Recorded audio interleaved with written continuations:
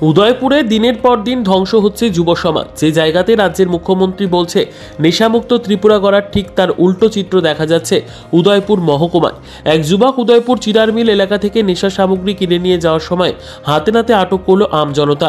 জানা যায় তার বাড়ি উদয়পুর কিল্লা এলাকায়। সে প্রতিনিয়ত চিরার মিল এলাকায় ভাড়াটিয়া হিসেবে থাকা রাজু নামে এক ব্যক্তির কাছ থেকে নেশাজাতীয় সামগ্রীগুলি কিনে নিয়ে যায়। অবশেষে জনতার হাতে ধরা পড়ল মেইন মাস্টার মাইন্ড রাজু। এর আগেও নেশা সামগ্রী সহ তাকে আটক করেছিল পুলিশ। সে পুনরায় জেল থেকে বেরিয়ে নেশা সামগ্রী বিক্রি করছে।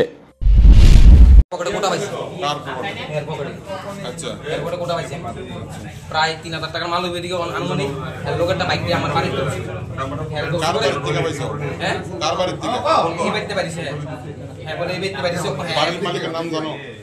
মালিকের নাম দোষী আমরা হ্যাঁ দোষী হ্যাঁ এবারে লইছে এই ঘরে লইছে এই মহিলাটা দেখাই